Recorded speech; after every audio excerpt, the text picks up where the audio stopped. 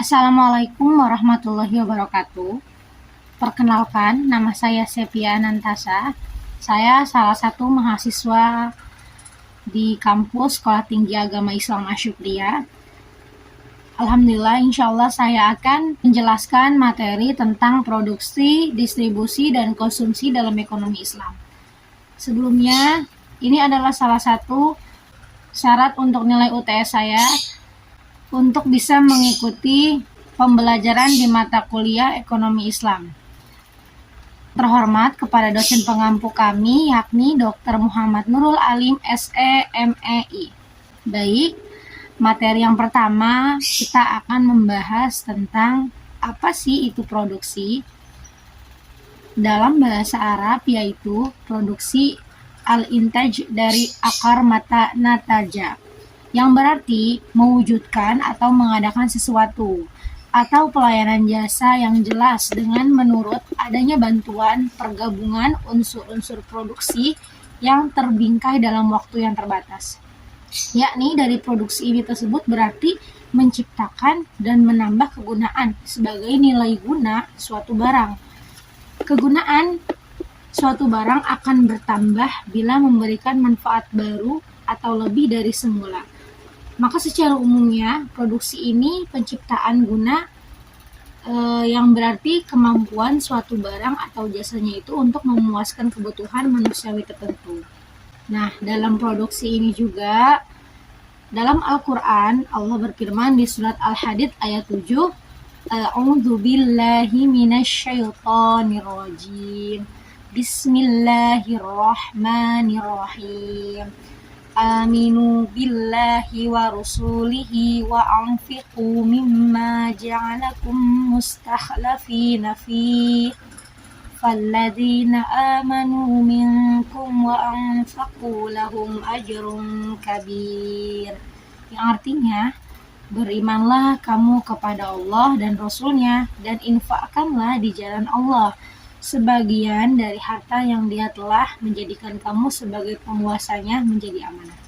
Maka orang-orang yang beriman di antara kamu dan menginfakkan hartanya di jalan Allah memperoleh pahala yang besar. Ayat di atas menguraikan bahwa konsekuensinya dari hal yang telah dijelaskan sebelumnya mengenai penciptaan dan kuasanya Allah menyatakan, berimanlah kamu kepada Allah dan Rasul yang diutusnya dalam menyampaikan tuntunan-tuntunannya, dan nafkahkanlah sebagian dari apa, yakni harta kamu, apapun yang Dia yakini Allah titipkan kepada kamu dan telah menjadikan kamu berwenang dalam penggunaannya selama kamu masih hidup.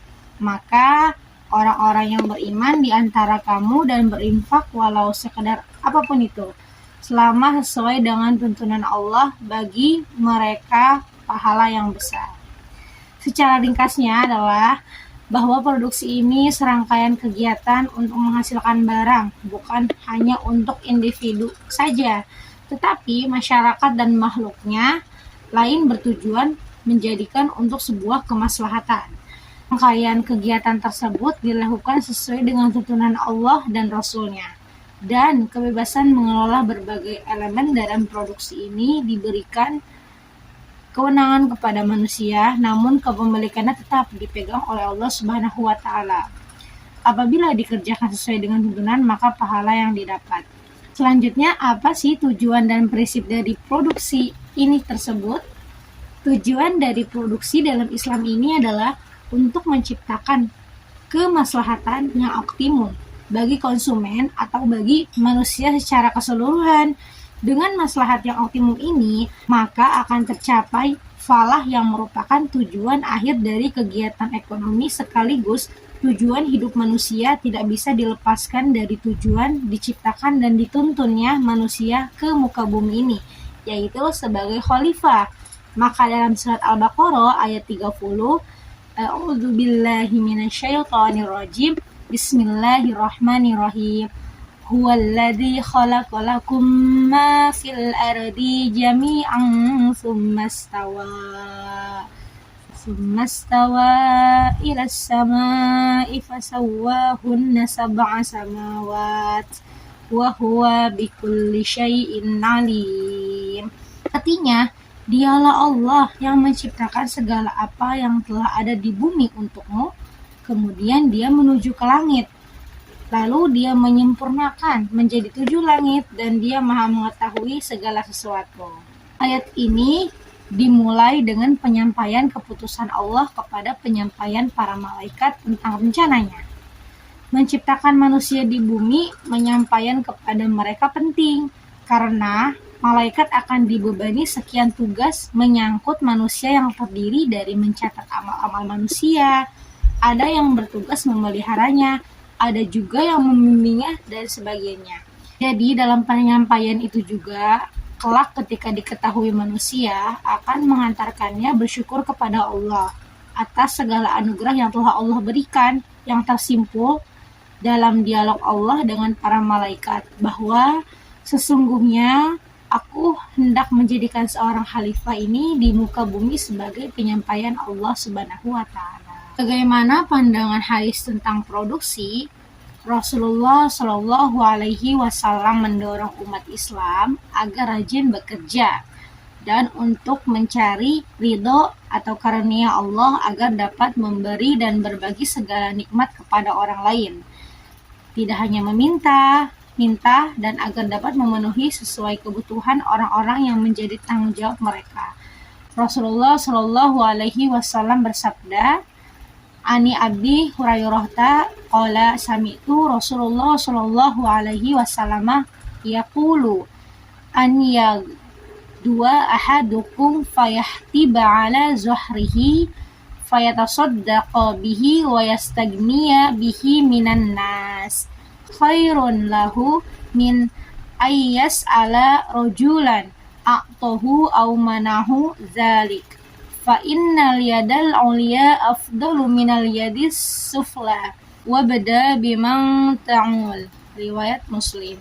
Dari Abu Hurairah radhiyallahu anhu, katanya, aku mendengar Rasulullah Shallallahu Alaihi Wasallam bersabda, hendaklah seorang di antara kalian berangkat pagi-pagi sekali, mencari kayu bakar, lalu bersedekahlah dengannya dan menjaga diri, tidak meminta-minta dari manusia lebih baik daripada meminta kepada seseorang, baik maupun tidak. Tangan di atas lebih baik daripada tangan di bawah. Mulailah memberi kepada orang yang menjadi tanggung jawabmu. Hadis riwayat Muslim. Hadis ini tersebut lebih menegaskan untuk tidak melakukan meminta-minta walaupun orang tersebut baik atau tidak. Tetap saja tidak dianjurkan oleh Rasulullah SAW untuk manusia umatnya bekerja sehingga dapat memenuhi kebutuhan sendiri dan orang yang menjadi tanggung jawabnya. Bekerja di sini bukanlah sesuatu seperti kerja kantor atau sejenisnya, namun bekerja mencari, membuat, berusaha untuk menghasilkan dan memanfaatkan apa yang didapatkan sehingga bermanfaat bagi semuanya. Apa sih faktor-faktor pada produksi? Beberapa ahli ekonomi Islam berbagi faktor-faktor produksi menjadi 4, yaitu ada tanah sebagai sumber daya alam, yakni tenaga kerja sebagai sumber daya manusia, lalu modal, dan organisasi dalam manajemen. Kurang lebih mengenai produksi seperti itu, lalu selanjutnya yaitu distribusi. Teman-teman, apa sih distribusi dalam Islam itu? Jadi, distribusi pendapatan dalam Islam merupakan penyaluran harta yang ada, baik dimiliki oleh pribadi atau umum kepada pihak yang berhak menerima yang diajukan untuk meningkatkan kesejahteraan masyarakat. Selain itu pula, untuk mencapai pemerataan pendapat kepada masyarakat secara objektif, Islam menekankan perlunya membagi kekayaan kepada masyarakat melalui apa sih? Melalui berzakat, menyalurkan infak, serta adanya hukum waris dan wasiat. Aturan tersebut diberlakukan agar tidak terjadi konsentrasi harta sebagian kecil golongan saja. Maka dalam Quran surah Al-Hasyr ayat 7 menerangkan, A'udzubillahi minasyaitonirrajim, Bismillahirrahmanirrahim, Ma'afa Allahu ala rasulihi min ahlil qura falillahi walirasuli walizil qurba wal yatama wal masakini wa banis sabili kaila yakuna dulatan bainal agniya'i minkum wa ma atakumur rasulu fakhuzuhu wa ma nahakum anhu fantahu wattaqullaha innallaha syadidul iqab. Artinya, apa saja harta rampasan yang diberikan oleh Allah kepada Rasulnya, yakni dari harta benda yang berasal dari penduduk kota-kota, maka adalah itu untuk Allah, untuk Rasul, kaum kerabat, anak-anak yatim, orang-orang miskin, dan orang-orang yang di dalam perjalanannya. Supaya harta itu jangan berada di antara orang-orang kaya saja dan di antara kamu. Apa yang diberikan Rasul kepadamu, maka terimalah. Dan apa yang dilarang bagimu, maka tinggalkanlah. Dan bertakwalah kamu kepada Allah, sesungguhnya Allah amat keras hukumannya. Quran Surah Al-Hasr ayat 7. Lalu, selanjutnya, prinsip distribusi dalam Islam. Yang pertama, perlu kita ketahui mengenai larangan riba dan goror. Secara khususnya, jika dihubungkan dengan masalah distribusi ini, maka riba dapat meninggalkan suatu masalah distribusi pendapat antar berbagai masyarakat. Mengapa demikian? Para pemilik modal yang secara real tidak bekerja, namun memiliki dana, maka dengan riba pemilik modal tersebut akan mendapat bagian pendapat secara pasti dan tetap. Di samping itu pula, goror secara langsung juga akan menghambat tercapainya pasar yang adil dan menghambat terciptanya distribusi yang adil. Lalu, yang kedua, yaitu keadilan distribusi. Keadilan dalam distribusi ini merupakan suatu kondisi yang memihak pada satu pihak tertentu dalam ekonomi, sehingga menciptakan keadilan merupakan kewajiban yang tidak bisa dihindari dalam ekonomi Islam. Keadilan distribusi ini juga memiliki tujuannya, yakni agar kekayaan tidak menumpuk pada sebagian kecil masyarakat. Lalu prinsip yang ketiga, yaitu konsep kepemilikan dalam Islam. Bahwa kita ketahui, ketika manusia menyadari bahwa dalam harta yang memiliki terdapat haknya orang lain. Perlu kita ketahui ya teman-teman. Secara langsung membuka hubungan horizontal dan mempersempit jurang pemisah di tengah-tengah masyarakat, yakni antara si kaya dan si miskin.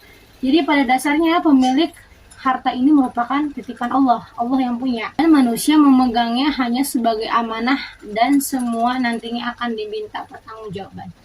Lalu prinsip distribusi yang selanjutnya yaitu larangan menumpukan harta. Mengapa demikian? Menumpukan harta dapat melemahkan daya beli masyarakat dan memperlambat mekanisme pasar. Karena harta tidak tersebar di masyarakat. Bahwa dalam hadis tercantum an Ma'mari qala Rasulullah sallallahu alaihi wasallam. Man ihtakara fahuwa khati'un. Yang artinya dari Ma'mar ia berkata Rasulullah sallallahu alaihi wasallam bersabda, barang siapa yang menimbun barang maka ia bersalah, yakni berdosa. Hadis riwayat Muslim. Bahwa kita mempertegaskan sekali lagi pada hadis tersebut bahwa Rasulullah itu bilang setiap umat manusia, setiap umat Islam yang menimbun hartanya, yakni tidak menyalurkan, bahkan tidak menjadikan itu suatu kebajikan, maka hingga saat itu pun ia sampai tertimbun barang tersebut, bahwa maka ia berdosa. Seberapa pentingnya produksi, distribusi, dan konsumsi dalam ekonomi Islam ini. Bahwa tadi sudah kita paparkan mengenai produksinya, distribusinya, dan selanjutnya akan kita paparkan juga mengenai tentang konsumsi dalam Islam. Selanjutnya mengenai tentang konsumsi dalam Islam. Konsumsi, yakni suatu permintaan, sedangkan produksi adalah penyediaan atau penawaran kebutuhan konsumen. Lalu yang tadi kita bahas mengenai produksi ya teman-teman, yang kini telah diperhitungkan sebelumnya merupakan insentif pokok bagi kegiatan ekonominya tersendiri. Mereka tidak hanya menyerap pendapatannya saja, tetapi juga memberi insentif untuk meningkatkannya. Hal ini mengandung arti bahwa pembicaraan mempertunjukkan kemampuannya untuk memahami dan menjelaskan arti dari prinsip produksi tersebut, maupun konsumsi sajalah. Juga dianggap kompeten untuk mengembangkan hukum-hukum nilai distribusi atau hampir setiap cabang lain dari subjek tersebut. Ada beberapa aspek tentang konsumsi dalam perspektif Islam, beberapa hal sebagai berikut. Yang pertama adalah konsep Islam tentang kebutuhan. Yang dapat kita lihat mengenai tentang hal tersebut adalah dalam ekonomi konvensional ya, kebutuhan dan keinginan merupakan suatu hal yang tidak dipisahkan, di mana setiap individu mempunyai kebutuhan yang akan diterjemahkan oleh keinginan-keinginan mereka. Maka dalam perspektif Islamnya, kebutuhan ditentukan oleh kemaslahatan. Pembahasan kebutuhan dalam Islam tidak bisa dipisahkan dari kajian tentang perilaku konsumen dan kerangka maqasid al-syariah, di mana pembahasan ini menjelaskan bahwa tujuan syariah itu harus kita dapati untuk memenuhi tujuan perilaku konsumen. Bahwa konsumen pada dasarnya ini dibangun atas dua hal. Yang pertama itu kebutuhan sebagai hajat dan kegunaan atau kepuasan sebagai manfaat. Karena secara rasionalnya ini seseorang tidak pernah mengkonsumsi suatu barang manakala dia tidak membutuhkannya sekaligus mendapatkan manfaat darinya. Dalam perspektif ekonomi Islam, dua unsur ini mempunyai kaitan yang sangat erat, yaitu interdependensi dengan konsumsi itu sendiri. Yang pertama itu yang tadi disebutkan kebutuhan, needs.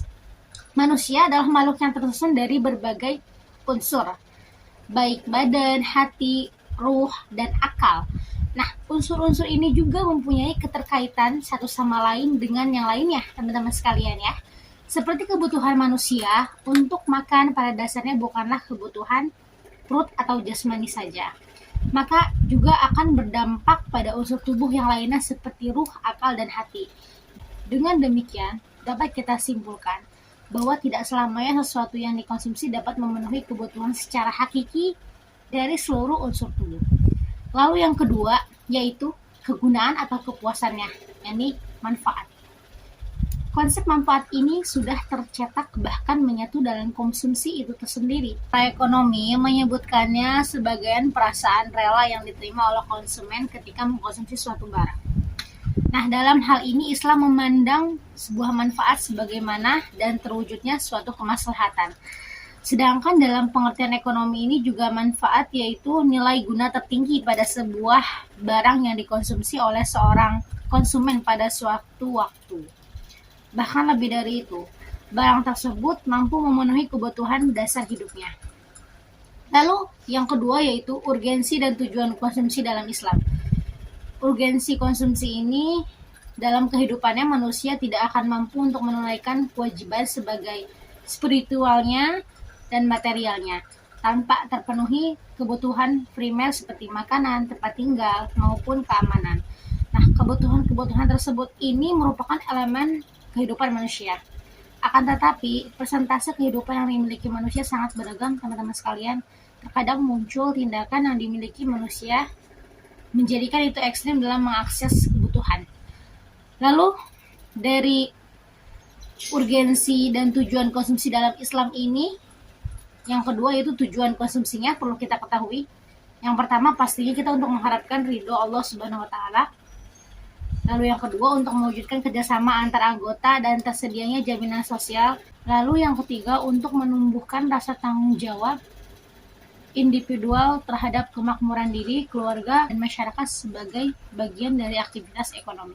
Lalu yang terakhir, untuk meminimalisir pemesaran dengan mengenali sumber-sumber nafkah. Lalu konsumsi selanjutnya, yaitu keinginan manusia dan pemenuhannya. Maka, maksud dari kata keinginan ini adalah kebutuhan manusia yang harus dipuaskan. Dalam kenyataannya, semua keinginan ini tidaklah terbatas. Jadi jika dana yang ada cukup untuk memuasi satu keinginan, maka keinginan yang lain akan muncul, akan banyak ya. Dan jika terakhir itu telah terpuaskan juga, maka akan muncul lagi keinginan-keinginan yang lainnya. Bahwa secara umum keinginan manusia itu kurang lebih tergolong menjadi 3. Yang pertama itu ada penting, nyaman, dan mewah. Baik, sekian presentasi dari materi yang telah saya paparkan. Kurang lebihnya mohon maaf. Dari segi penyampaian, baik dari materi maupun saya sendiri, semoga bermanfaat untuk teman-teman semuanya. Wassalamualaikum warahmatullahi wabarakatuh.